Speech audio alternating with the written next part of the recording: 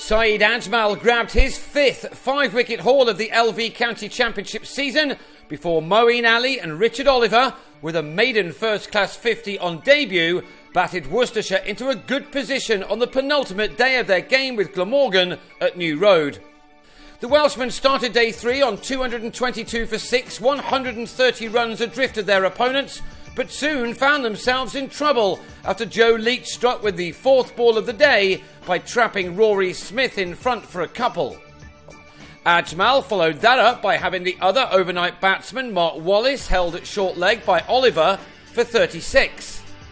3 balls later and it was 4 in the innings for the spinner as Dean Koska was LBW for 2, a wicket which left Glamorgan on 229 for 9. They had been 183 for 4 at one point on the previous evening, but now look set to concede a sizable lead to their hosts, especially with Ajmal starting the day so well. But for the next 50 minutes, he and his fellow bowlers were thwarted by the last pair of Andrew Salter and Michael Hogan. Salter showed how to take on Ajmal while Hogan went after Ali at the other end.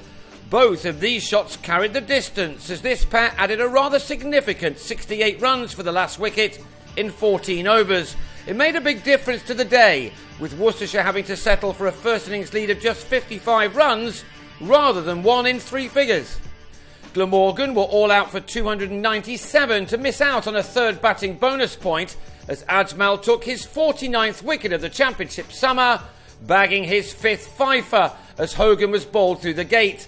That gave the home side maximum bowling points for the 22nd match in succession. Hogan made 36 and Salter an unbeaten 25, while the Pakistani claimed figures of 5 for 106. Worcestershire's openers now had the job of building on that lead. But after hitting that 4 in a score of 11, Daryl Mitchell nicked a good one from Smith behind. In the end, in spite of that poor start, Glamorgan had enjoyed their morning, but they began to look second best after the break as Ali and Oliver started to play some wonderful shots, quickly moving the total along and the lead back into 3 figures. Ali, a confident fellow in any case, must have become even more so after his remarkable exploits in Leeds last week. This shot for 6 off Salter seemed to emphasise that point. Debutant Oliver has his own style of batting, but it is a very effective one. After scoring plenty for Shropshire, he was given his chance at the top of the order in the T20 tournament this year, and he looked to transfer his form from that competition into the 4-day arena with shots like these. In recent weeks, a number of young Worcestershire players have made personal bests, and now it was Oliver's turn to shine. A languid drive through the covers off Koska took him to his maiden 50 off 68 balls and innings containing 10 boundaries. The 24-year-old looks to be a very good prospect. Ali's half-century soon followed off just 55 balls, this one of his 7 forced to go with that maximum. In 23 overs, these two were threatening to take this game away from their opponents by adding 123 runs together. Oliver had made 65 off 97 balls when he was bowled by a ball from Koska, which spun appreciably. It ended a promising knock. Koska had plenty of rough to aim for, and in doing that he also removed Ali, who chipped via a leading edge to Salter at mid-off. The England man was on his way for an 87-ball 80. With the total now reading 177 for 3, Worcestershire were 232 runs to the good, with a session of the penultimate day remaining. Alexei Kavesi and the first innings centurion Tom Fell then added 39 more runs to that in 10 overs. Fell was going along really well again, possibly with the thought of making it a hat-trick of tons. He ripped this ball from Koska through mid-wicket, took 2 runs to move on to 40, but was then completely ignored by his partner when he set off for a 3rd.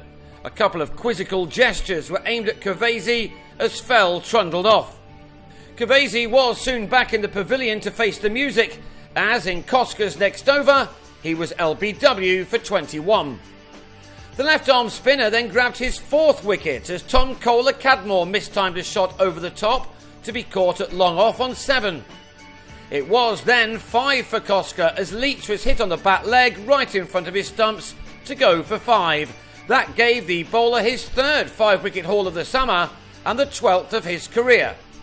Now Worcestershire were left on 250 for 7 for a lead of 305. They needed a few more runs to be safe, even with Ajmal waiting in the wings, licking his lips at the prospect of bowling on a 4th-day pitch. He will be able to attack even more thanks to Ben Cox, who made an unbeaten 40, and to Jack Chantry, who rather ruined Koska's figures by twice planting him over the boundary for maximums.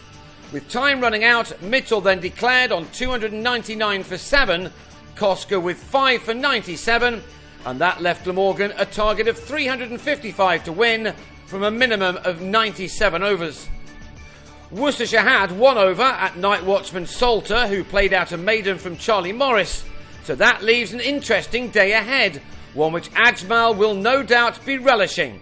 If he can bowl his side to a 5th win of the summer, then they will move 12 points clear at the top of the 2nd division and 28 clear of 3rd place Surrey, and with a game in hand. So it is a very important last day for them.